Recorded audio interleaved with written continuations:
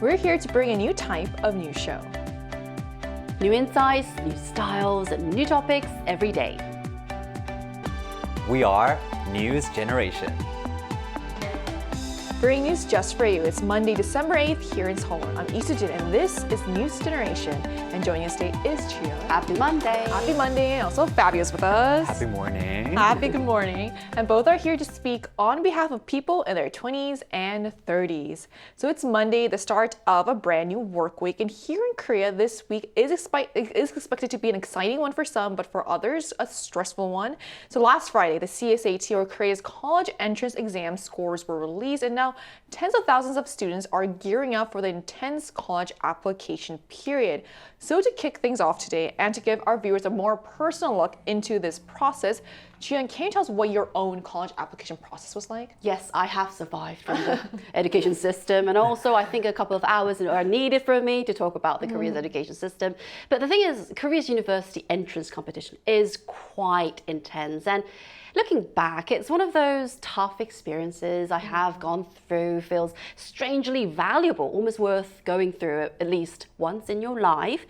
And I had those zero classes before, and a sunrise that is, and most of us stayed at school until late in the evening. That means you have your supper, dinner at your school. And as exam season approached, subjects like PE and art were replaced with self-study sessions. It was quite, honestly, a marathon for me. As for me, I was always torn between languages and the international law because I love both of the subjects. So rather than simply going wherever my grades would fit in, I tried to understand what I truly wanted to study at the time. So my mom actually helped me to get in touch with someone who is actually who studied that subject and what kind of career that I can take. So I called them, interviewed them, and they got lots of information. So that was worth a try and a good experience for me as well. Right, I think a lot of parents are also involved during this time as well. They do. Do you remember what the atmosphere was like among families, both the students and the parents during this? Yes, they did not turn on the TV for me. Oh, wow. Yes, they didn't make any noise in the house just for me because they wanted me to focus on study. But I didn't study at home. I was going to academy, so. I think it's so intense that having being there for breakfast and dinner at school is crazy. Lunch to dinner. That's right.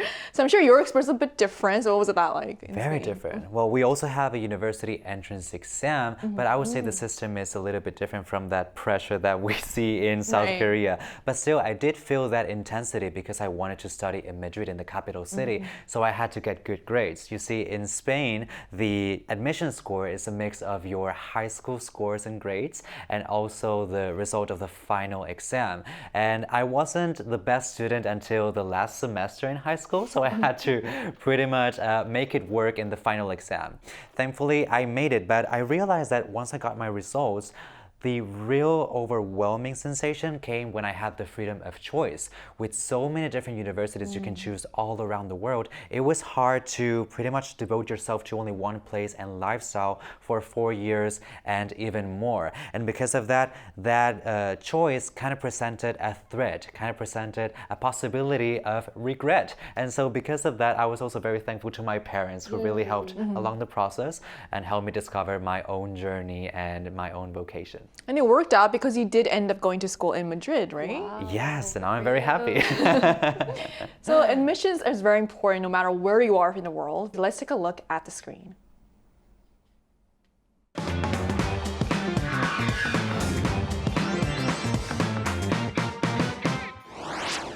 Even though most of us would agree that labeling people is unfair, it happens all the time. And in Korea, one of the most persistent labels has been tied to a person's educational background, specifically which university they graduated from. For decades, this hierarchy shaped opportunities, careers, and even social status. But things are changing.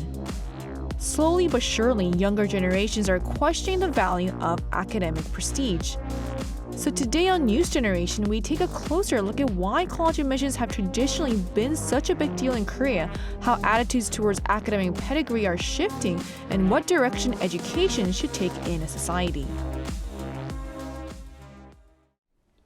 So as we just saw in the video, Korea's relationship with education is deeply rooted in social expectations, and even today, the college admissions season still feels like a national event, something that shapes not only students' futures, but entire families' lives.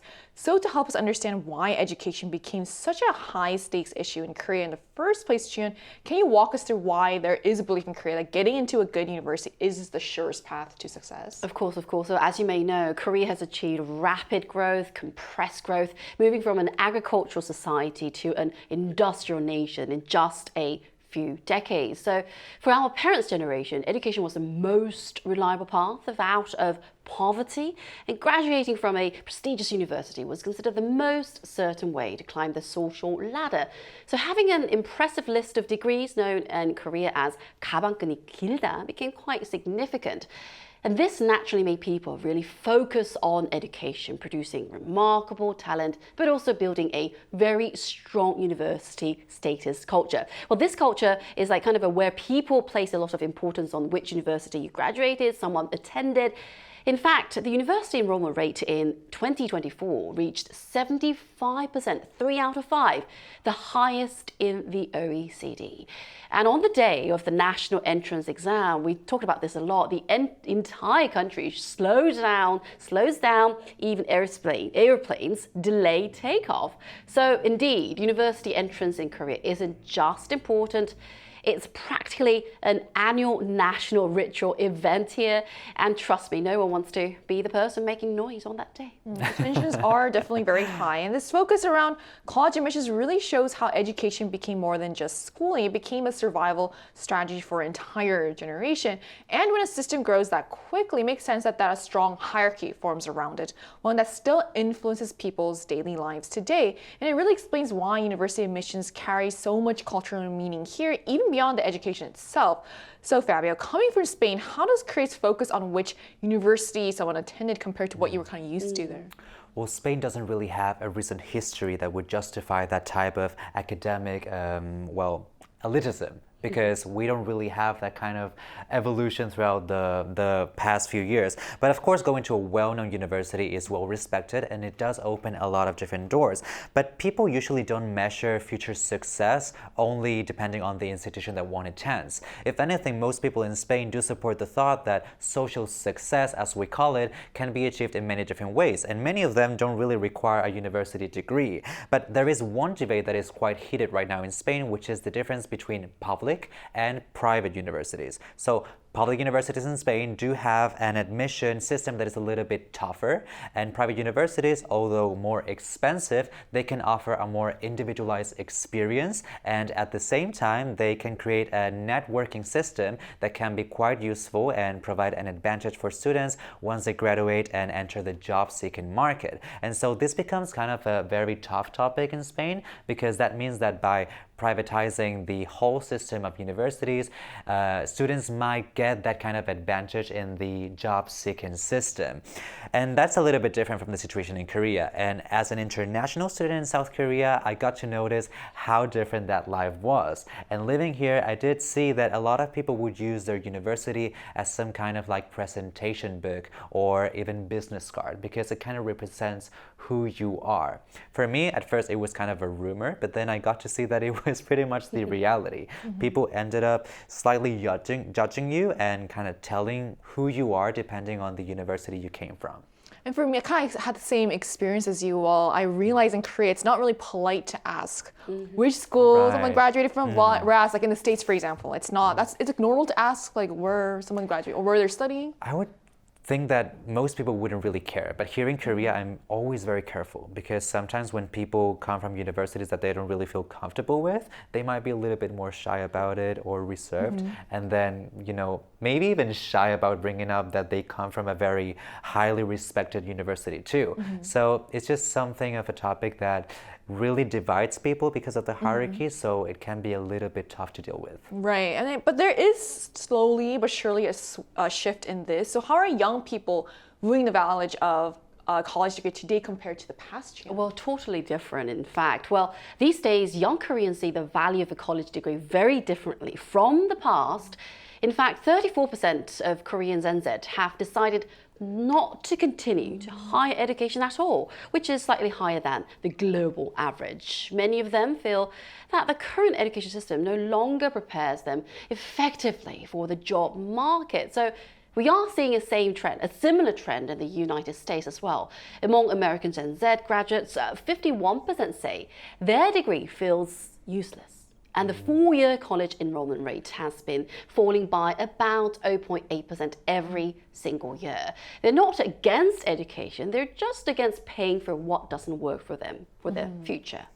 So that really shows just how dramatically attitudes are shifting. So young people today aren't afraid to push back against a system they feel no longer serves them. And it's striking that this trend isn't just in Korea, but it's also a global trend. So when so many young people feel the system doesn't translate to real job opportunities, it forces society to rethink education itself.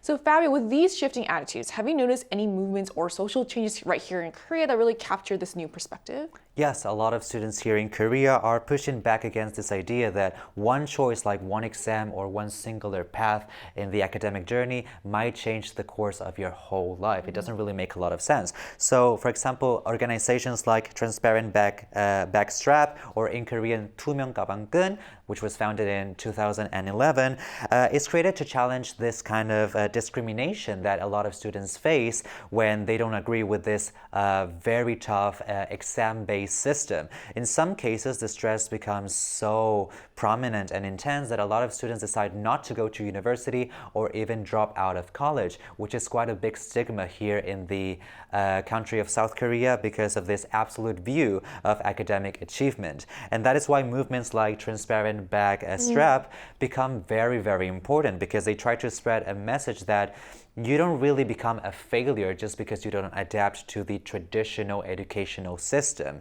In fact, international organizations are also taking notice of the issue, and in 2022, the OECD released a report on Korea's educational system. In this report, they described that the country's obsession with academic credentials is pretty much a chronic problem, which is very different from any other country in the world. And because of that, the need for change is not only felt by students, but also by a lot of audiences worldwide. Yeah, and what you said really shows how young people everywhere are pushing back against the idea that there's only one right way to build a certain life. It's powerful to see a movement saying that not going to university shouldn't define your worth, and that also captures how deeply the younger generation wants society to move beyond these old hierarchies. So then why is academic prestige becoming less meaningful for young people today, Chian? That's a very good question. We should think about this. Well, even though Korea's youth population is shrinking right now, we are still seeing growing numbers of highly educated people, young adults who can't find their jobs for more than 6 months. Among those with a 4-year university degree or higher, around 35,000 are now classified as long-term unemployed, which is sad news. And the highest figure in 13 months. This structural mismatch between education and the job market simply hasn't been resolved yet. And in this environment, it's clear why academic reputation no longer carries the same weight for Gen Z. So after all, if the ladder no longer leads anywhere, why fight to climb that ladder?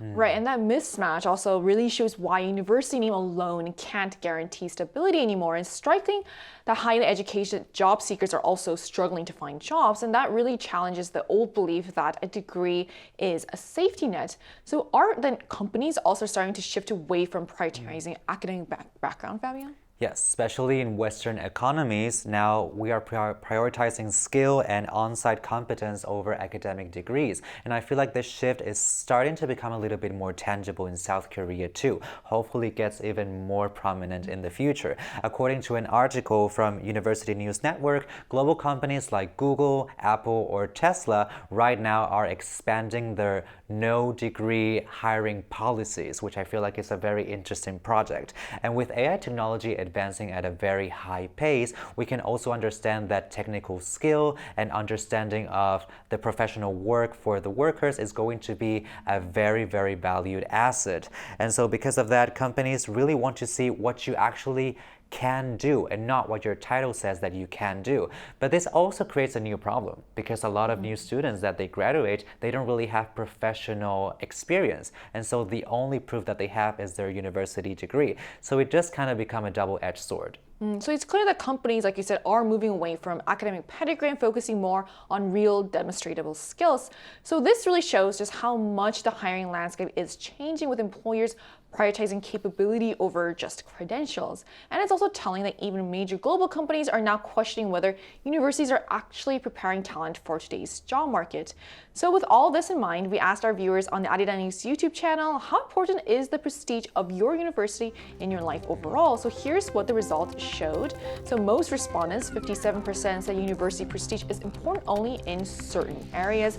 This was followed by 24% who said it isn't important at all, 17% who viewed it as very important in all aspects, and finally 2% who selected other. So the results are quite interesting. So what do you guys think what are some areas that it is important, do you think? I feel like it becomes a very important thing overall because at the end of the day, when it creates your whole image and you need to work around that system, you kind of have to have a strategy. So even if you cannot change the whole system overall, you kind of need to be a little bit intelligent on the way that you move around the world. If you want to get that prestige, even though it might seem a little bit unfair, you might have to follow the traditional path if you want to survive, I guess. Right, I think that's why it still is very prevalent these days. So we're going to get a different perspective on this. So we're going to speak with someone from a country that also has a strong culture of academic hierarchy. And that conversation will take place right after the break, so don't go anywhere.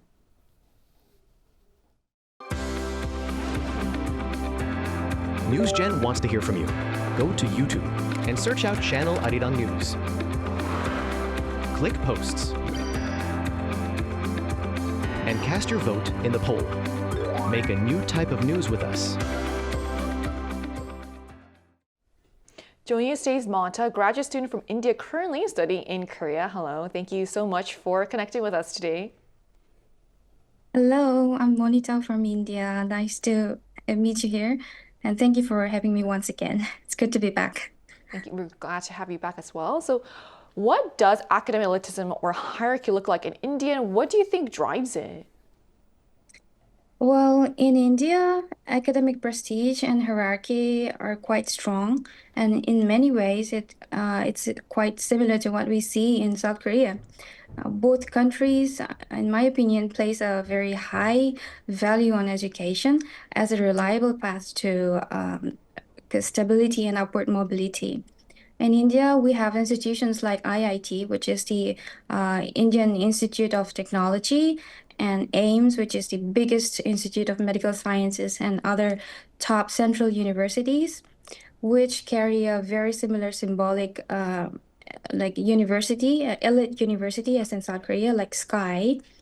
But again, the population in India is huge. And so the competition is really intense. And then, so this getting in admission into these institutions become markers of achievements. And I think what really drives this hierarchy is a mix of history, social expectations, economic realities, and a long-standing belief that education is the best investment a family can make. And it's not necessarily about looking down on other paths, but about the hope that a strong academic background can lead you to better opportunities. And it is something that resonates both countries, I guess. An interesting monitor, because like you mentioned, the best investment that the family can make. So are young people in India also beginning to care less about academic elitism like those in South Korea? Well, as I've said earlier, the academic prestige is still going quite strong, but among younger generations of India these days, it's definitely starting to matter a little less. Not quite similar to South Korea, but yeah, it is starting to fade. And many young Indians today are more open towards alternative paths, like they're more towards skill-based careers, creative fields, startups, and vocational trainings. And they're also influenced by global trends. So the idea that only prestigious institutions define your future is slowly changing. But at the same time, India's competition is quite strong, and in this environment there are pressure for stable jobs, and that is why academic prestige has not completely disappeared yet. It's just that we young people now want more balance, and we care about opportunities, and we care about practical skills and personal interest, and not just the brand name of a university or institution. Yeah, of course it's important, but it's not everything that defines you, right? And now, in just a few words, how do you think that Indian society could move beyond this type of elitism? Yeah, to move beyond this concepts, I think the society needs to recognize different kinds of abilities and create more opportunities and pathways to success. Not just getting into these top institutions will lead you like anywhere. And I think if families and companies and schools start valuing potentials and creativity just as exam scores, I think the pressure would be pressure of academic elitism would naturally begin to fade, I believe. Yeah. All right. Thank you so much for sharing your insight with us today. Thank you. So we just spoke with a young guest from India about what academic hierarchy looks like there, how strong it is, whether it's losing influence among younger generations like it is in Korea, and the kinds of problems academic prestige creates. So, and as these hierarchies begin to break down, it raises even bigger questions. So how should education evolve from here to create a fairer, more supportive environment? Well, I think we talked about it a little bit. I think Korean classes, education system need more debate classes and, talking classes so that they can have some self-confidence, because in the end, the company needs not the degree, but what you can bring to the table. So you've also experienced education systems both in Spain and Korea. So what are your thoughts on this? Even if we want to break that hierarchy, it's all about education. Education remains a very important thing. So finding new ways to educate people and make them enjoy the learning process would be the best way to solve this problem. I agree. So at the end of the day, academic prestige is becoming just one part of a much bigger picture. And as hiring practices evolve and young people rethink what success really means, the conversation around education is also shifting too. So the question now is not just where you study, but about what you can do and how society can build systems that recognize diverse talents. And Korea, like many countries, faces a pivotal moment about what kind of education system we want moving forward. So one that unlocks potential and also values real-world skills. And while the shift won't happen overnight, how we respond now will shape the next generation's experience with education. So that brings us to the end of today's episode of News Generation. When News Gen will be back tomorrow at 10:30 a.m. Korea time with more stories and discussion. And a big thanks to Chuhyun. Pleasure is mine. For coming in, also Fabio. Thank you very much. And to our viewers, thank you so much for joining us today, and we hope you have the best day. We are News Generation.